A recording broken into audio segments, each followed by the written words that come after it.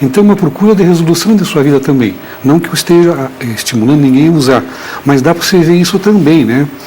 Quer dizer, o Alcoólicos Anônimos, da qual as mulheres também frequentam, né, foi o Jung que no contato com o Bill e com o Bob, encaminhou eles para a religião, e aí começou né, então o Jung percebeu que tinha um anseio de transcendência, tem um desejo de contato com uma coisa maior, né, quer dizer, é um desejo, a gente não pode perder de vista isso, que a pessoa, a mulher, o homem alcoólico, né, usuário de droga, ele na realidade está procurando se encontrar, é uma tentativa de saída também, né, então a gente vê só o lado do problema, Jorge, como você falou, existe isso também, mas é uma procura de realização também. Sim. Bem, nós estamos para chamar o intervalo, mas antes de chamar o intervalo, eu gostaria que a doutora Cleusa falasse, porque no começo do próximo bloco nós vamos pegar o depoimento da Aline.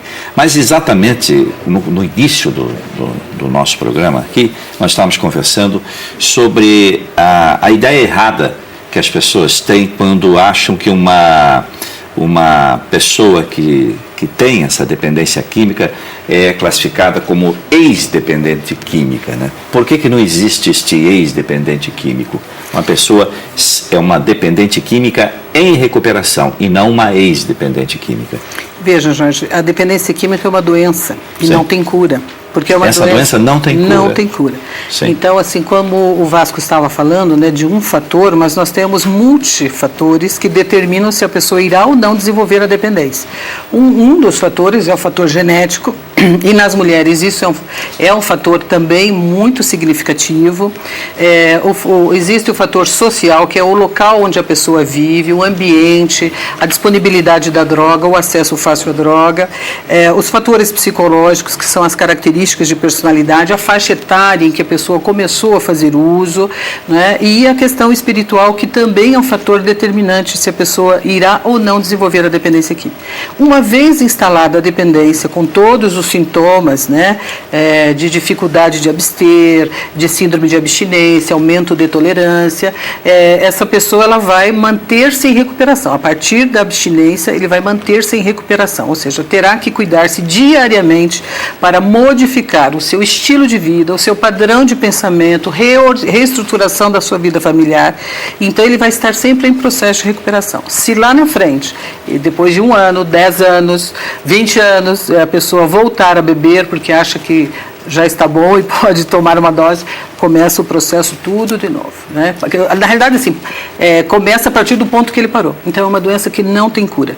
Uma pessoa em recuperação, uma pessoa que está vigilante de si mesmo 24 horas do dia. Sem dúvida. Bem, como combater a dependência química entre as mulheres é o tema do Com as Palavras de hoje. Mande a sua opinião aqui para a gente pelo nosso 0800 643 7555. Faça como o Ederaldo Júnior, de Rosário do Oeste, no Mato Grosso, e o Roberto, jornalista lá em Pitanga. Daqui a pouco a gente responde as questões dos nossos 2 telespectadores, ou pelo @rtve.pr.gov.br. Vamos a um rápido intervalo, retornamos em instantes. Aguarde.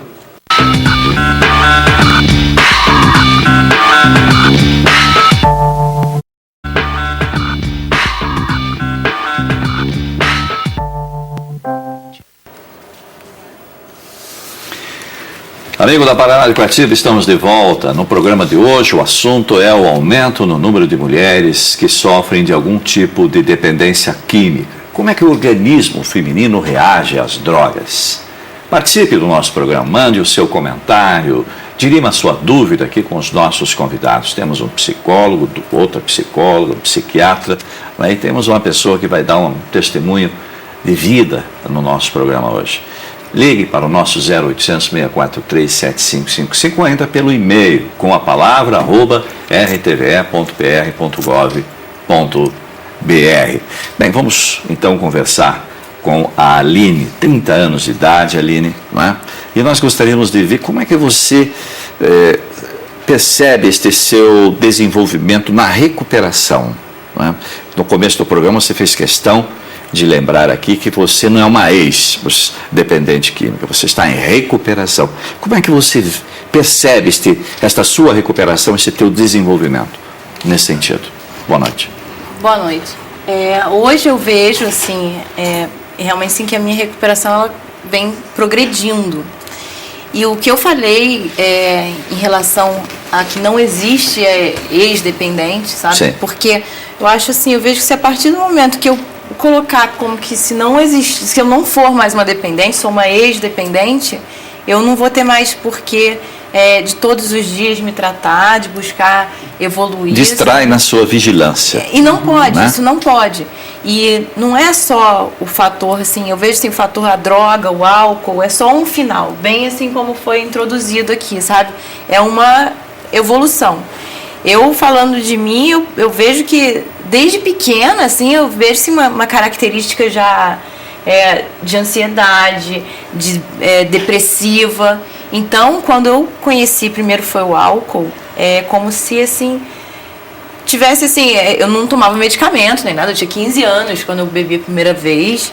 Então, Mas a sua família tinha um costume da ingerência de bebida alcoólica? Você convivia num ambiente familiar onde havia a ingerência de bebida alcoólica? Sim, algumas pessoas da minha família ingeriam. E naquela álcool oportunidade também. você bebia? Você tomava? Foi-lhe oferecido? Foi-lhe facilitado a bebida naquela oportunidade? Facilitado não. Assim, não me foi oferecido, mas eu tive, assim, um exemplo, né? Então, e assim, Você complicado. começou o quê? Com uma cerveja? Copo de uma taça assim, de vinho? Não, cerveja, assim, com os amigos, Sim. né? Só que comigo a coisa foi evoluindo, com os meus amigos não, né? Porque havia Com predisposição, é isso? Exatamente. E fora a predisposição, assim, orgânica, né? Eu acredito também muito nisso de que de muito tempo eu já tinha uma personalidade, uma característica ansiosa e depressiva, sabe? Então, quando entra o álcool ou a droga, vem como como se eu tivesse tomado um remédio, sumiu tudo por aquele momento, sabe? Bem aquela coisa de preencher o vazio. Preencheu, tá ótimo. Só que depois que passou o efeito, acabou. Então você precisa de mais, e aí você vai precisando de mais, e mais aquilo vai evoluindo. Eu usei cocaína a primeira vez com 24 anos. Quando eu usei a primeira vez, eu falei assim, nossa, conheci minha melhor amiga, sabe? Então, assim, também o pensamento é muito distorcido. É distorcido de tudo, sabe? E assim, você não amadurece. Mas não amadurecia como pessoa, forma de entender as coisas, assim, é diferente, você não tem tolerância, não tem nada, sabe? O meu mundo ficava muito naquela, são só os meus problemas, os meus traumas, e assim, traumas que eu tenho, meus pais são separados, eles se separaram, eu tinha 7 anos de idade, eu tenho 30 hoje, eu com 29, porque eu tô me tratando tem 92 dias, eu com 29 anos ficava, porque quando eu tinha 7 anos, porque quando eu tinha 8 anos, porque quando eu tinha 9, porque minha mãe fez isso, que meu pai fez aquilo.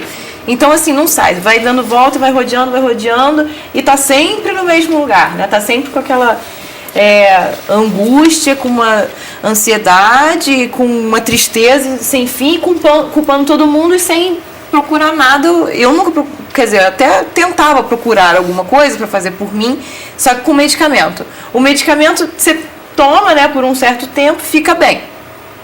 Aí, como eu não via problema com álcool, eu usava junto, medicamento e álcool, e aí você pira, né, você fica louco. E aí, também vejo, assim, uma questão que eu não sei, sabe, qual é, assim, como que os psiquiatras colocam isso hoje, porque você estava falando sobre a ansiedade.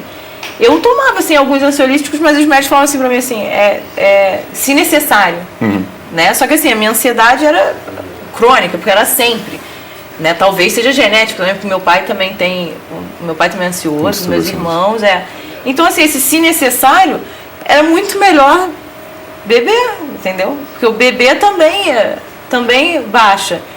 E eu fiquei um bom tempo sem usar nada, sem usar álcool, sem usar droga, sem nada. E vinha bem, e aí aconteceu uma situação que eu fiquei depressiva, fiquei 3 semanas assim de cama, e aquilo não melhorou. Daí que eu fui beber, e aí recaí, sabe? Isso foi em setembro do ano passado. E foi brabo. Aline, foi muito importante, já a gente não é de hoje, a gente ouve falar a importância da pessoa que tem a dependência química reconhecer, não é? Você demorou muito para ter esse reconhecimento,